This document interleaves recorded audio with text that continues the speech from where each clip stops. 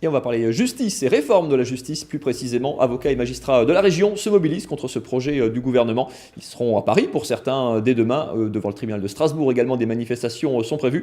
Maître Christophe Chaudzy, bonsoir. Bonsoir, monsieur. Vous êtes le bâtonnier de l'ordre des avocats de Saverne. Vous serez vous-même à Paris demain pour manifester contre ce projet de réforme. Alors c'est un très vaste projet, en tout cas il y a une soixantaine d'articles. On nous promet une justice plus moderne, plus rapide, plus efficace. Est-ce qu'il y a des choses quand même qui font consensus et qui, elles, seront adoptées avant de passer aux choses qui fâchent? Est-ce qu'il y a des choses qui vous semblent aller dans le bon sens dans ce projet? Alors, ce qui va être adopté, ça, je ne le sais pas.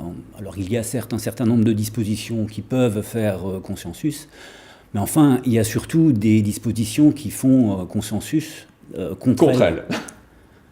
C'est surtout ce qu'il faut dire. Quels sont justement les points qui vous inquiètent le plus dans ce projet de réforme? Il y a notamment des menaces sur les tribunaux d'instance, avec une fusion avec les tribunaux de grande instance, des fermetures aussi de certains tribunaux qui pourraient amener à des déserts en termes de justice. Voilà, qu'est-ce qui vous inquiète le plus? Alors, la ministre a certes indiqué qu'aucun lieu de justice ne serait fermé. Maintenant, effectivement, a été votée la fusion entre les tribunaux de grande instance et les tribunaux d'instance. Vous savez que les tribunaux d'instance sont les tribunaux qui jugent les affaires du quotidien. Loyer impayé, litige de consommation, etc.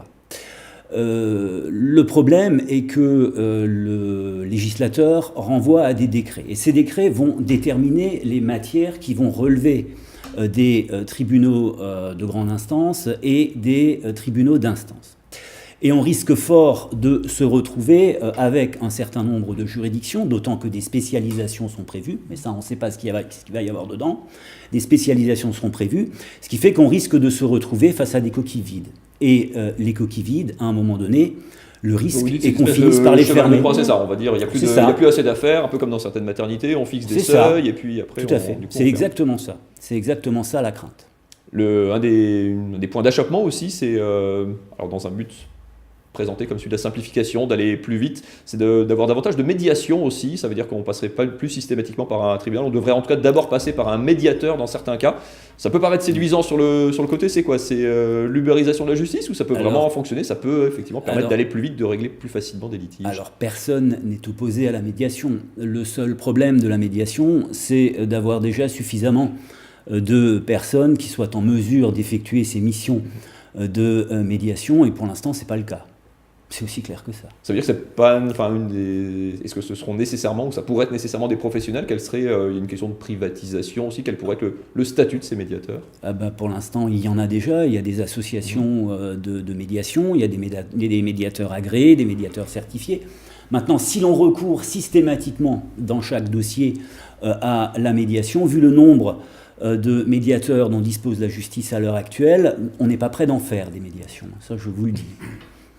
On retombe sur un problème globalement de moyens. La justice, c'est quoi? Ça doit être un service public comme un autre, entre guillemets. C'est comme on dit dans l'éducation, comme on dit dans la santé. À un moment, il faut en dehors des compétences et des structures, c'est une question d'hommes et de femmes, et de moyens, évidemment. Ça doit être un service public, effectivement, comme un autre, mais qui ne doit pas obéir nécessairement à une logique comptable. Comment est-ce qu'on peut justement mobiliser les Français autour de cette question-là? Est-ce que ça concerne finalement tout le monde, de manière potentiellement directe tout le monde, mais on peut passer indirecte, toute sa vie sans avoir affaire à la justice. Mobiliser les Français, ça paraît assez clair. Moi, je viens d'un petit barreau. Il y a dans mon barreau 30 avocats, un barreau qui est extrêmement étendu, puisque ça commence à Marlenheim, on passe par Molsheim au Bernay, on va jusque dans la vallée de la Bruche au col de Salle, on retourne sur Saverne et on va jusqu'à Sarre-Union, donc aux frontières de la Moselle. C'est dire effectivement si les préoccupations des gens et les préoccupations d'accès à la justice, nous autres à Saverne, on connaît cette problématique. Lorsque le projet de loi vient dire aux gens, vous saisirez dorénavant les juridictions de manière totalement numérisée et de manière totalement dématérialisée. En clair, qu'est-ce que ça veut dire? Ça veut dire qu'il faut que les justiciables aient chez eux un ordinateur et un scanner où on va scanner la demande et les diverses pièces nécessaires au procès. Et on voit plus le juge.